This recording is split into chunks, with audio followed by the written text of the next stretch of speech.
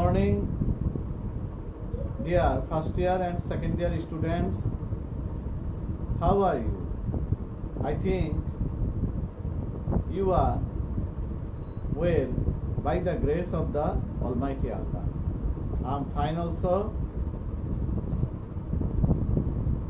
I'm Muhammad Farhatul Bari, Assistant Professor of English, Jinjira PM Pilot School and College, Jinjira, Dhaka. Okay, dear students, welcome to your online English class.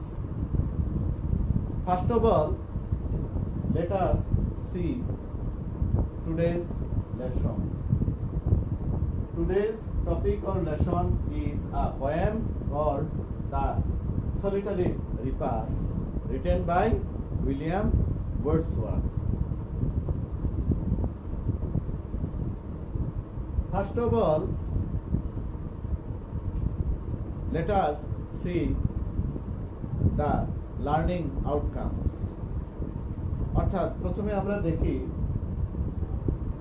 এই কবিতাটি পাঠ করার মধ্য দিয়ে আমরা কি কি শিখতে পারি।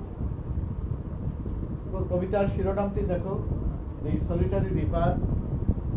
তার অর্থ হচ্ছে নিঃসঙ্গ শস্য কর্তনকারিণী। সলিটারি মিন্স ছিল নিঃসঙ্গ, আর রিপার কর্তনকারী, কর্তন করায় রত, অর্থাৎ নিঃসঙ্গ শস্য কর্তনকারিণী।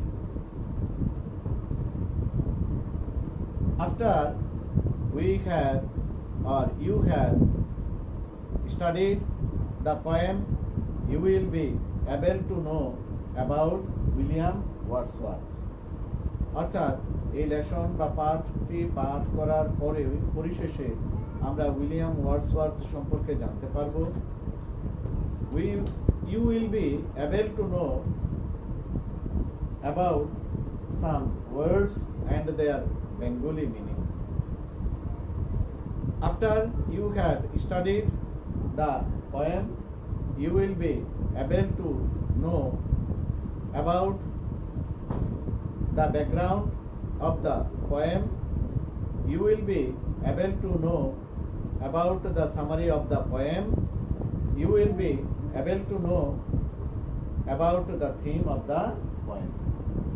Okay, dear students, now I am going to tell about William Wordsworth. William Wordsworth is one of the greatest nature poets in English literature. অর্থাৎ উইলিয়াম ওয়ার্ডসওয়ার্থ একজন অন্যতম শ্রেষ্ঠ একজন প্রকৃতির কবি। In fact, he is a poet of nature. অর্থাৎ তিনি হয় একজন প্রকৃতির কবি। William Wordsworth was born in 1770 and died in 1850. Okay, dear students, William Wordsworth was an English romantic poet who, with Samuel Taylor Coleridge, helped to launch the Romantic age in English literature with their joint publication, Lyrical Ballads. অর্থাৎ William Wordsworth এবং আরেকজন কবি Samuel Taylor Coleridge, এই দুইজন কবি যৌথভাবে একটি কাব্যগ্রন্থ রচনা করেছিলেন, যেটার নাম হচ্ছে lyrical ব্যালেড।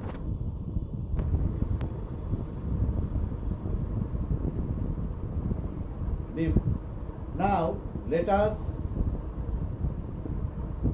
see the background of the poem. চলো আমরা দেখি যে এটার ব্যাকগ্রাউন্ড, পটভূমিটা কি। এই কবিতাটা লেখার পিছনে কবি কিভাবে উৎসাহিত হয়েছে। The poem was inspired by the poet's trip to Scotland in 1803. অর্থাৎ এই কবি এই কবিতাটি লেখার ক্ষেত্রে উৎসাহিত হয়েছিলেন এই কবিতাটি কার দ্বারা? কবির দ্বারা। এবং কবি 1803 সালে যখন স্কটল্যান্ডে ভ্রমণ করতে যান তখন ওই স্কটল্যান্ডের ওই ভ্রমণ করার পরেই তিনি কিন্তু এই কবিতাটি রচনা করেন। He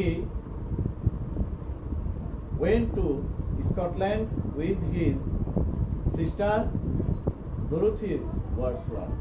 অর্থাৎ তিনি স্কটল্যান্ডে গিয়েছিলেন উনার একজন বোনকে নিয়ে, সেই বোনের নাম হচ্ছে Dorothy Wordsworth. It was first published, অর্থাৎ এই কবিতাটি প্রথমে প্রকাশিত হয়, published in 1807. Okay, dear students, আমরা ইতিমধ্যে এই কবিতাটির ব্যাকগ্রাউন্ড সম্পর্কে জানলাম। Now I am going to tell about the summary of the poem. The poem is about the Highland lass or girl of Scotland who sings a melancholy song. অর্থাৎ এই কবিতাটির বিষয় সারাংশ হচ্ছে যে এই কবিতাটি কোন সম্পর্কে?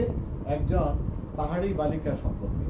এবং এই কবিতাটি এই পাহাড়ি বালিকা সম্পর্কে বলা হয়েছে যে নাকি একটি মেলানকলি সং অর্থাৎ দুঃখের সঙ্গীত গাইতেছিল। While passing through the Highland of Scotland, the poet saw a Highland lass or girl who was cutting and binding crops. অর্থাৎ যখন কবি উইলিয়াম ওয়ার্ডসওয়ার্থ স্কটল্যান্ডের পাহাড়িয়া অঞ্চলে ভ্রমণ করতে যান তখন তিনি পাহাড়িয়া অঞ্চলেই একটি ক্ষেত্রভূমিতে অর্থাৎ একটি জমিতে দেখতে পেলেন একজন পাহাড়ি বালিকা কি করছে? শস্য কাটছে এবং শস্যকে বাধাই করছে, and singing a melancholy song, এবং সে একটি গান গাচ্ছে। সেই গানটি হচ্ছে বিষাদপূর্ণ একটি গান কবির কাছে মনে হয়েছে। The poet was fascinated or captivated by the song of the girl. অর্থাৎ কবি কিন্তু সেই বালিকাটির গানের দ্বারা মুগ্ধ হয়েছিলেন, বিমোহিত হয়েছিলেন। When he comes back to his native land, যখন তিনি তার স্বদেশে প্রত্যাবর্তন করেন, the song of the Highland lass, অর্থাৎ ওই পাহাড়ি বালিকার গানটি ওনার মনের মধ্যে, অর্থাৎ the song of the Highland lass remains ever fresh in the core of the poet's mind, অর্থাৎ poet's heart. অর্থাৎ কবি যখন স্বদেশে প্রত্যাবর্তন করেন তখন ওই কবির হৃদয় কন্দরে সেই বালিকাটির গানটি চিরজাগরুক হয়ে থাকে। Thus the poet William Wordsworth glorifies or holds the common people's life in a real manner, real form. অর্থাৎ এভাবে কবি কিন্তু একজন সাধারণ বালিকার, সাধারণ লোকদের একটি বিষয়কে মানে জীবনকে বা সাধারণ বিষয়কে, সাধারণ মানুষের জীবনযাত্রাকে একটি বাস্তব আকারে ওনার কবিতায় কি করেছেন? তাঁর কবিতায় সন্নিবেশিত করেছেন। তার কবিতার প্রত্যেকটি ছত্রে ছত্রে সেই সাধারণ মানুষের কথাগুলো বিধৃত হয়েছে, উইথ নেচার, প্রকৃতির সঙ্গে সঙ্গে। আর একটু জেনে রাখা ভালো, William Wordsworth William Wordsworth is a poet of nature. His conception is that a divine spirit pervades in all objects of nature. অর্থাৎ উইলিয়াম ওয়ার্ডসওয়ার্থের প্রকৃতির কবি হলেও এই প্রকৃতির মধ্য থেকে তিনি একটা বিষয়কে আবিষ্কার করেছিলেন, মানে দেখতে পেয়েছিলেন, খুঁজে পেয়েছিলেন। সেটি হচ্ছে যে একটি স্বর্গীয় আত্মা কিন্তু বিচরণ করে in all objects of nature. প্রকৃতির মধ্যে সকল জিনিসের মধ্যে, প্রকৃতির সকল জিনিসের মধ্যে একটি স্বর্গীয় আত্মা অবস্থান করে। It is called পেন্থিইজম। পেন্থিইজম বলা হয়, সর্বেশ্বরবাদ। Okay dear students, now I am going to indicate some words and their meanings. You have to take your pages and write down these words and their meanings on your pages. Okay, let us start now. Stanza 1. Behold, চেয়ে দেখো, লক্ষ্য করো। ইয়ন, সম্মুখবর্তী। Highland, পাহাড়ি অঞ্চল। Less, বালিকা। Girl, লেসের সমার্থক শব্দ হচ্ছে গার্ল। রিপিং, ফসল কাটায় রত। গ্রেন, শস্য। জেন্টলি মিন্স হলো নিঃশব্দে বা শান্তভাবে। মেলানকলি একটি নতুন শব্দ তোমাদের কাছে, বিষাদময় বা করুণ। স্ট্যাঞ্জা 2-তে দেখো, স্ট্যাঞ্জা 1-এ আরো কিছু শব্দ রয়েছে, যেমন স্ট্রেইন শব্দের অর্থ হচ্ছে আকর্ষণ করা, প্রবলভাবে আকর্ষণ করা। এই উপত্যকা, প্রফাউন্ড মানে সুগভীর, সুগভীর। ওভারফ্লো অর্থ হচ্ছে উপচে পড়া। Now let us see stanza 2. Nightingale. Nightingale means গায়ক পাখি, বিশেষ বুলবুলি বলতে পারো, বুলবুলি পাখি। Weary, ক্লান্ত। ব্যান্ড, দল। ট্রাভেলার, ভ্রমণকারী। শেডি, ছায়াময় বা ছায়াচ্ছন্ন। হাউন্ড, নির্জন স্থান বা কোনো কোনো যাতায়াত করা। থ্রিলিং, শিহরণ সৃষ্টিকারী। ফারদেস্ট, দূরতম। হেব্রিডিজ, স্কটল্যান্ডের পশ্চিমে অবস্থিত দ্বীপমালা। এবার আমরা একটু দেখব স্ট্যাঞ্জা 3, অর্থাৎ স্তবক 3। স্ট্যাঞ্জা শব্দের অর্থ হলো স্তবক। পারহ্যাপস, সম্ভবত। প্লেন্টিভ, বিষাদময়। ফার অফ থিংস, সুদূর অতীতের ঘটনাসমূহ। তোমরা একটু লক্ষ্য করো যে ও ডাবল এফ এই উচ্চারণটি তোমরা অনেকে করে থাকে অব, কিন্তু অ্যাকচুয়ালি ও ডাবল এফ এটার উচ্চারণ হবে অফ, ফ উচ্চারিত হবে। আবার অনেকে ভুল করে থাকে, অনেক স্টুডেন্ট, যে ও এফ, এই ও এফ একটা এফ, সেটার উচ্চারণ করে অফ, ফ উচ্চারণ করে। অর্থাৎ ও ডাবল এফ এটার উচ্চারণ করে ফ, আবার ও এফ এটার উচ্চারণ করে অফ। কিন্তু এটা ও একটা এফ, এটার উচ্চারণ অফ, এটা ভুল উচ্চারণ। এটা হবে অফ। দেখো আমার আমার ঠোঁট অফ, আর দুইটা অফ, সেটা হবে অফ, ফ বের হয়ে যাবে, বাতাস বের হয়ে যাবে। আশা করি বিষয়টি একটু, example is better then precept, উপদেশ অপেক্ষা দৃষ্টান্ত শ্রেয়। আশা করি বিষয়টি উপলব্ধি করতে পারবে। উচ্চারণ করার সময় খুব সতর্কভাবে উচ্চারণ করবে। ব্যাটলস, যুদ্ধ বিগ্রহ। হাম্বল, নগণ্য। হাম্বল লে, সাধারণ গান। হাম্বল, সাধারণ বা নগণ্য। আবার হাম্বল লে মিন ছিল সাধারণ গান। এই কবিতার পরিপ্রেক্ষিতে এটার অর্থ করা হয়েছে। লে অর্থ শোয়ানো, কিন্তু এখানে সাধারণ গান হিসেবে ব্যবহার করেছে। হাম্বল লে। পেইন বেদনা। এবার আসো আমরা একটু দেখি স্ট্যাঞ্জা 4। স্ট্যাঞ্জা 4 আমরা একটু লক্ষ্য করি। স্ট্যাঞ্জা 4, হোয়াট এভার, যাই হোক না কেন। মেইডেন কুমারী। এন্ডিং শেষ। মোশনলেস নিশ্চল। স্টিল স্থির। মাউন্টেড আরোহণ করেছিল। ও বহন করা।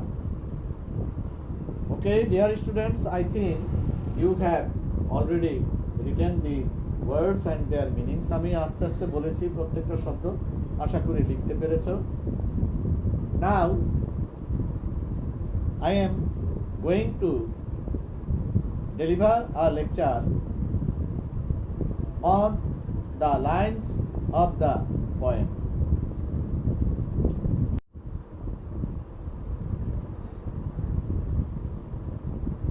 The Solitary Reaper,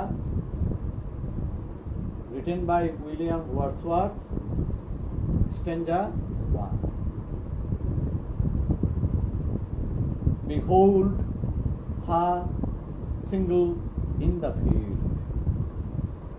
দেখো তাকে, সিঙ্গেল ইন দ্য ফিল্ড, একাকী মাঠে।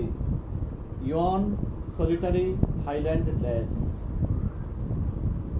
ইয়ন সলিটারি হাইল্যান্ড লেস অর্থাৎ একজন নিঃসঙ্গ পাহাড়ি বালিকা মাঠে একাকী বসে, একাকী কাজ করছে। দেখো দেখো, চেয়ে দেখো।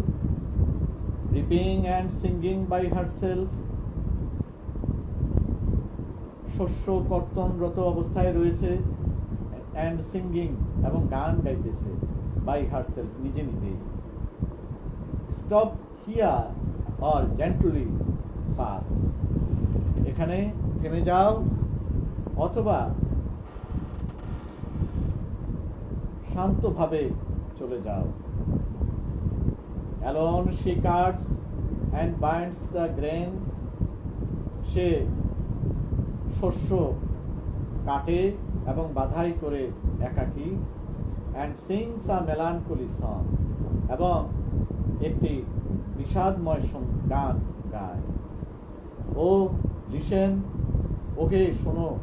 For the very profound is overflowing with the sound, ওহে শোনো, সকল সকল উপত্যকার গভীরে তার এই গানটি কি হয়েছে? ওভারফ্লোয়িং, উপচে পড়েছে, চারিদিকে ছড়িয়ে পড়েছে। ওকে ডিয়ার স্টুডেন্টস, আশা করি স্ট্যাঞ্জা 1 তোমরা বুঝতে পেরেছো।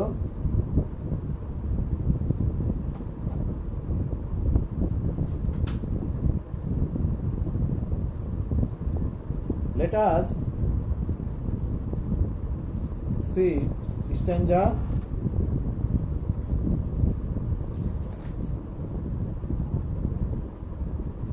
2, স্তবক 2। চলো আমরা একটু দেখি এখানে কি বলছে। No nightingale did ever chant, কোনো বুলবুলি পাখি কখনো গায়নি এরূপ মনোমুগ্ধকর গান।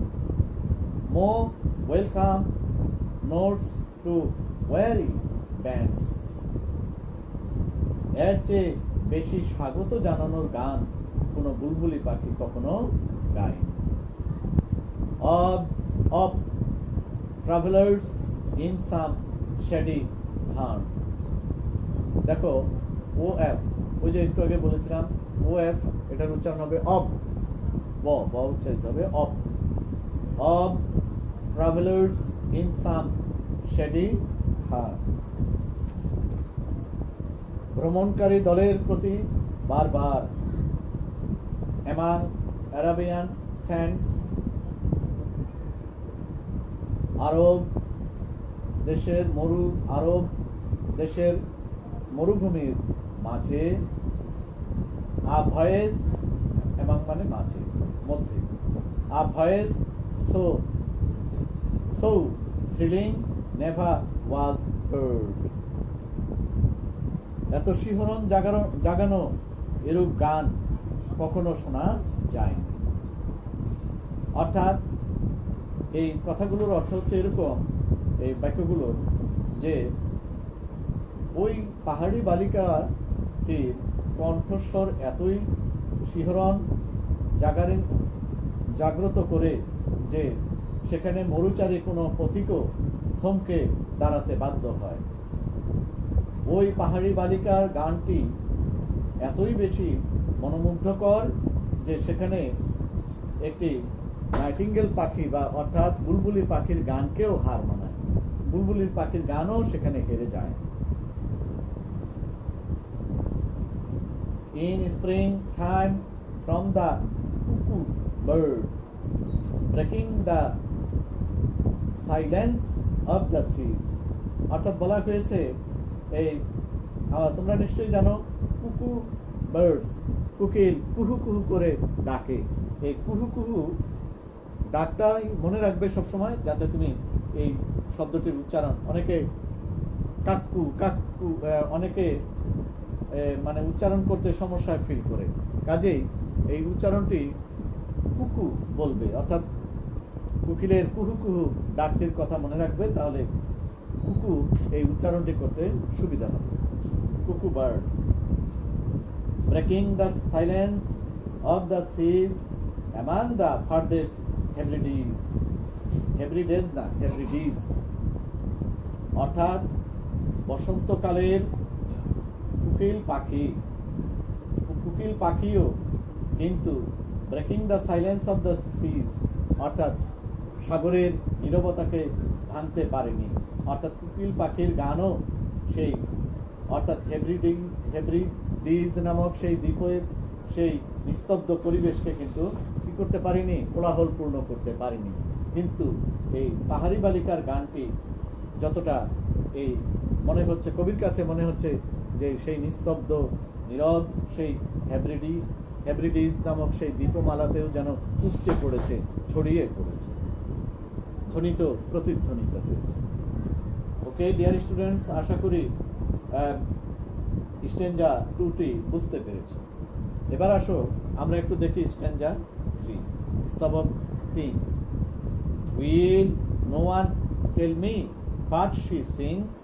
একটুখানি বলে নেই যে উইলিয়াম ওয়ার্ডসওয়ার্থ কিন্তু স্কটিশ ভাষা বুঝতেন না, তিনি ইংরেজ, যার কারণে he did not know the dialect of the highland lass, অর্থাৎ হাইল্যান্ড গার্ড, অর্থাৎ তিনি কিন্তু সেই পাহাড়ি বালিকার ভাষা বা তাদের ভাষাটি বুঝতে পারেননি, কিন্তু তিনি গানটি অনুধাবন করতে পেরেছিলেন, হয়তো মনে করেছিলেন হয়তো এটি কোনো বিষাদপূর্ণ গান, কারণ সুর অনেক সময় শুনেই অনেক সময় বোঝা যায় এটা আনন্দপূর্ণ নাকি বিষাদপূর্ণ।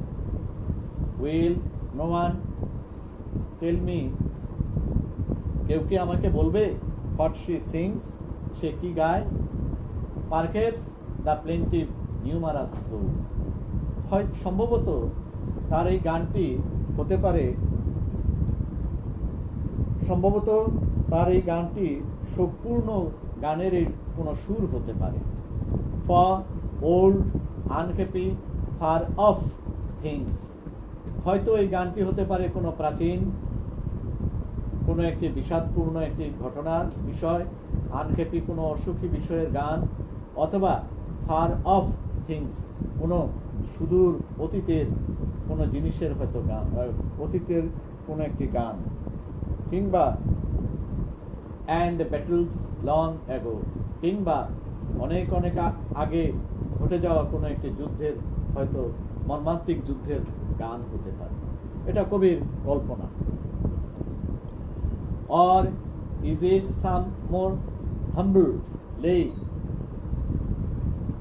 কিংবা এটি কি কোনো অতি বিষণ্ণ গীতি কবিতা, ফ্যামিলিয়া ম্যাটার অফ টুডে, বর্তমান সময়ের কোনো পারিবারিক বা সুপরিচিত কোনো একটি বিষয়, সাম ন্যাচারাল সরো, লস অর পেইন, নাকি কিছু স্বাভাবিক দুঃখ কষ্ট, স্বাভাবিক বা প্রাকৃতিক দুঃখ কষ্ট, লস অর পেইন, নাকি স্বাভাবিক ক্ষতি বা স্বাভাবিক যন্ত্রণার কোনো একটি বিষয়।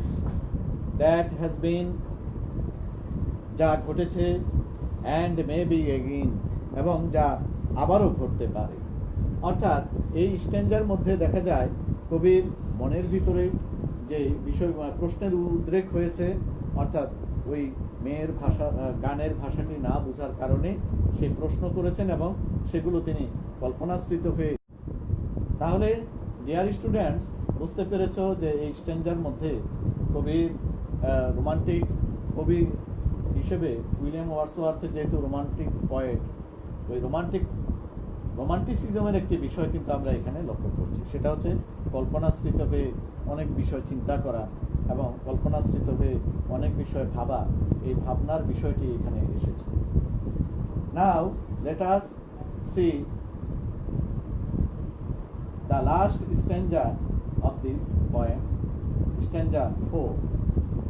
Whatever the theme, এই যে কবি যেগুলো ভাবনা বা কবির ভাবনায় যেগুলো এসেছে, এটা হতে পারে, এটা হতে পারে, দুঃখের গান হতে পারে, কিংবা সুদূর অতীতের কোনো একটি দুঃখের কাহিনী হতে পারে, এই ধরনের বিষয়গুলো পরে তিনি ব্যবহার করেছেন হোয়াটএভার দ্য থিম, অর্থাৎ হোয়াটএভার একটি অর্থাৎ লিঙ্কিং ওয়ার্ড কিংবা একটি অ্যাডভার্ব ব্যবহার করেছেন। হোয়াটএভার দ্য থিম মানে বিষয়বস্তুটি যাই হোক না কেন, দি মেইডেন সাং, অর্থাৎ কুমারী মেয়েটি গান গাইতেছে, এটাই সত্য।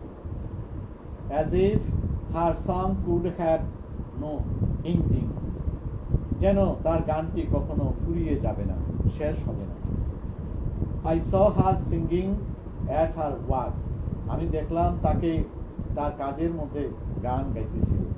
অর্থাৎ কবি এখানে গান গাইতেছিল বলতে এই বুঝাচ্ছেন যে আসলে কৃষকেরা বা সাধারণ লোকেরা যখন খেতে বা জমিতে কাজ করে তখন গান গাইলে, গান গাওয়ার সঙ্গে সঙ্গে কাজ করলে দেখা যায় কাজের স্পৃহা বাড়ে। অ্যান্ড ওভার দ্য শিকল বেন্ডিং, অর্থাৎ মেয়েটি কাস্তে, শিকল মানে কাস্তে, ওই যে যেটা দিয়ে শস্য কাটা হয়। বেন্ডিং, ব্যান্ড মানে একটু নুয়ে পড়ে, অর্থাৎ নুয়ে কাস্তে নিয়ে সে এই কাজগুলো করছে, গান গাচ্ছে, আর সে অন্য যে কাজগুলো, শস্য কাটার কাজগুলো করছে। কবি বলছেন আই লিসেন, আমি শুনলাম, মোশনলেস, গতিহীন ভাবে, গতিহীন হয়ে গেলাম, অ্যান্ড স্থির, এবং স্থির হয়ে দাঁড়িয়ে রইলাম। And as I mounted up the hill, এবং যেহেতু আমি আমার মাউন্টেড আপ দ্য হিল, পাহাড়ের উপরে আরোহণ করলাম, the music in my heart I bore long after it was heard no more, যে সঙ্গীতটি আমি, মেয়ের সঙ্গীতটি যেটি আমি হৃদয় কন্দরে ধারণ করেছিলাম, long after it was heard no more, কিন্তু দীর্ঘদিন হয়ে গিয়েছে সেই গানটি আর আমি শুনতে পাইনি। অর্থাৎ কবির এই বিষয়টি হচ্ছে এরকম যে এই দুটি লাইন ক্রিটিক্যালি যদি আমরা অ্যানালাইসিস করি, যদি আমরা বিশ্লেষণ করি from critic point of view, অর্থাৎ সমালোচকের দৃষ্টিতে যদি আমরা লক্ষ্য করি, তাহলে এই দুটি লাইন অত্যন্ত গুরুত্বপূর্ণ দুটি লাইন। যে লাইনটি হচ্ছে, এটা অনেক সমালোচক বাংলা সাহিত্যের, ওনারা এই দুটি লাইনকে বৈষ্ণব পদাবলীর কবিতার লাইনের সঙ্গে তুলনা করেছেন। বৈষ্ণব পদাবলীতে কিন্তু এরকম রয়েছিল, কারণ প্রসঙ্গক্রমে এটা বলতে হচ্ছে, দি সলিটারি রিপার, এই কবিতার ভিতরে প্রসঙ্গক্রমে বাংলা লিটারেচারেরও এখানে সম্পৃক্ততা আনতে হচ্ছে বোঝানোর সুবিধার্থে তোমাদের। সেটা কিরকম?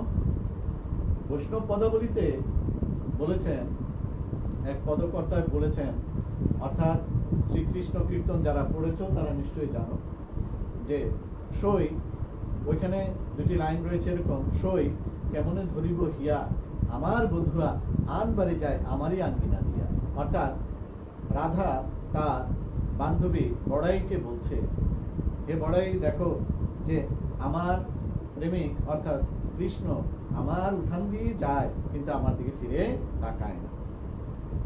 এখানে অনেক সমালোচক বলেছেন William Wordsworth may be fallen in love with that of girl. অর্থাৎ অনেক সমালোচক এই চিন্তা করছেন যে উইলিয়াম ওয়ার্ডসওয়ার্থ হয়তো ওই মেয়েটির গান যেহেতু উনি খুব পছন্দ করেছেন, তার গানে নানা রকম তুলনা করেছেন, নাইটিঙ্গেল পাখির চেয়েও মধুর সুমধুর এবং কুকু বার্ড থেকে অর্থাৎ কুকিরের কণ্ঠ থেকেও সুমধুর, কাজে অনেকে সমালোচক চিন্তা করেছেন যে উইলিয়াম ওয়ার্ডসওয়ার্থ নিশ্চয়ই হয়তো প্রেমে পড়েছিলেন। এটা ইট ইজ ন্যাচারাল। এখন যেহেতু প্রেমে পড়েছিলেন, কাজেই ওই কবি কিন্তু তার হৃদয় কন্দরে সেই গানটি বহন করে নিয়ে এসেছিলেন। অর্থাৎ the music in my heart I bore, অর্থাৎ যে সঙ্গীতটি আমি হৃদয় কন্দরে ধারণ করেছি, long after it was heard no more. অর্থাৎ সই কেমনে ধরিব হিয়া আমার বধুয়া আন বাড়ি যায় আমারই আঙ্গিনা দিয়া। ঠিক তেমনি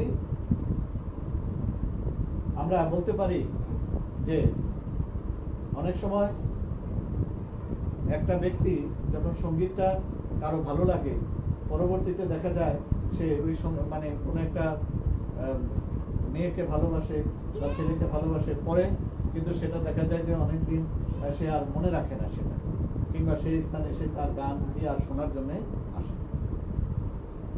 long after it was heard no more, এখানেও যে সই কেমনে ধরিব হিয়া আমার বধুয়া আন বাড়ি যায় আমারই আঙ্গিনা দিয়া, এটার সঙ্গে সম্পৃক্ত। এবার আমরা another angle point of view যদি লক্ষ্য করি, যে কবি কিন্তু এই হাইল্যান্ড লেস অর্থাৎ পাহাড়ি বালিকার এই গানটিকে পছন্দ করেছিলেন, এবং তিনি এত বেশি পছন্দ করেছিলেন, তিনি স্বদেশে প্রত্যাবর্তনের পর তিনি কিন্তু তার গানটিকে হৃদয়ে তার মানে অর্থাৎ তার মৃত্যুর আগ পর্যন্ত তার গানটি কিন্তু তার হৃদয় কন্দরে বজায় রেখেছিলেন, অর্থাৎ বিদ্যমান রেখেছিলেন, যদিও তিনি আর সেই স্কটল্যান্ডে গিয়ে সেই মেয়ের গান আর শুনতে যান। অর্থাৎ the music in my heart I bore long after it was heard no more. অর্থাৎ উইলিয়াম ওয়ার্ডসওয়ার্থ যদি মেয়েটিকে ভালোবেসেই থাকেন, কিন্তু একসময় হয়তো তার গান পছন্দ করতেন, পরবর্তীতে তিনি আর তার গান শোনার জন্য সেই স্কটল্যান্ডে যাননি। অর্থাৎ সই কেমনে ধরিব হিয়া আমার বধুয়া আন বাড়ি যায় আমারই আঙ্গিনা দিয়া। রাধা বড়াইকে বলছে, দেখো বড়াই, যে আমার কৃষ্ণ আমাকে একসময় ভালোবেসেছে, কিন্তু এখন সে আর আমাকে ভালোবাসে না, আমার উঠান দিয়ে যায় কিন্তু আমাকে আর দেখে না। ঠিক তেমনি অর্থাৎ কবি তার সঙ্গীতকে ওই হাইল্যান্ড লেসের অর্থাৎ সেই পাহাড়ি বালিকার গানকে পছন্দ করেছিলেন, ভালোবেসেছিলেন, কিন্তু তিনি আর পরবর্তীতে আর সেই গানটি আর শুনতে পাননি, কিংবা শোনার জন্য সেখানে আর যাননি। অর্থাৎ সেই পাহাড়ি বালিকাকে আর দেখতে তিনি যাননি। বিষয়টি এরকম দুই দল ক্রিটিক দুইভাবে এটাকে বিশ্লেষণ করেছেন। However, সে যাই হোক, আশা করি তোমরা এই কবিতাটি প্রত্যেকটা লাইন বাই লাইন বুঝতে পেরেছো এবং প্রত্যেকটা কবিতার বিষয়টি বুঝতে পেরেছো। Now I am going to tell about the theme of the poem. The poem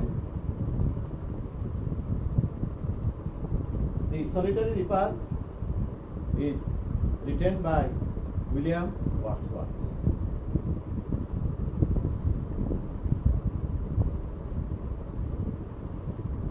The poem Solitary Reaper is a ballad by William Wordsworth, and it is one of his famous poems. Everlasting beauty and sorrow are the major themes or main themes of the poem. অর্থাৎ চিরস্থায়ী ভালোবাসা, সৌন্দর্য এবং সরো এবং সাধারণ মানুষের যে দুঃখ কষ্টগুলো, এগুলোই হচ্ছে প্রধান বিষয় এই কবিতা। The poem presents two things. the lava of the highland less and her expression of sorrow. অর্থাৎ এই কবিতাটি দুটি জিনিসকে প্রযুক্ত করে, একটি হচ্ছে যে সেই পাহাড়ি বালিকার পরিশ্রম, মানে কাজ এবং পরিশ্রম, এবং আরেকটি বিষয় আমাদের কাছে প্রেজেন্ট উপস্থাপন করে, সেটি হচ্ছে সে অর্থাৎ তার এক্সপ্রেশন অফ সরো, অর্থাৎ তার দুঃখের কথাটি ব্যক্ত করা। Thus the poet glorifies or holds common people's life in a real manner. অর্থাৎ এভাবে কবি একটি সাধারণ মানুষের জীবনকে মানে অর্থাৎ বাস্তব প্রেক্ষাপটে তুলে ধরেছেন ওনার কবিতায়। এবং আমরা এই কবিতাটি পাঠ শেষে যে বিষয়টি লক্ষ্য করলাম যে every Literary person observes his surroundings. প্রত্যেকটা সাহিত্যিক ব্যক্তি তার চারিপাশ পর্যবেক্ষণ করে। এই পর্যবেক্ষণের প্রতিফল হিসেবে অর্থাৎ ভ্রমণের কারণেই হোক কিংবা যে কোনোই কারণেই হোক, প্রাকৃতিক যে কোনোই কারণেই হোক, প্রকৃতির বিভিন্ন জিনিস দেখার কারণেই হোক, অবজার্ভ করার কারণেই হোক, কবিরা কিন্তু সেগুলো বাস্তব প্রেক্ষাপটে সেগুলো অবজার্ভ করে এবং সেগুলো পরবর্তীতে তার জীবনের সঙ্গে সম্পৃক্ত সেই বাস্তবতাকে তার কবিতায় রূপদান করেন। এখানে উইলিয়াম ওয়ার্ডসওয়ার্থ সেই স্কটল্যান্ডের ভ্রমণ করতে গিয়ে সেই মানে পাহাড়ি বালিকার সেই বিষয়টি, মানে শস্য কাটা এবং তার এই বিষয়টি মেলানকলি সং, এগুলো দেখে সেগুলোর কমন পিপলের সেই বিষয়টা চমৎকারভাবে তার কবিতায় কিন্তু কি করেছেন, উপস্থাপন করেছেন, সুন্দরভাবে ব্যক্ত করেছেন। Okay, dear students, I think you have already understood or realized this poem. Now I am going to write down a question. I will give it to you. That means HW, homework.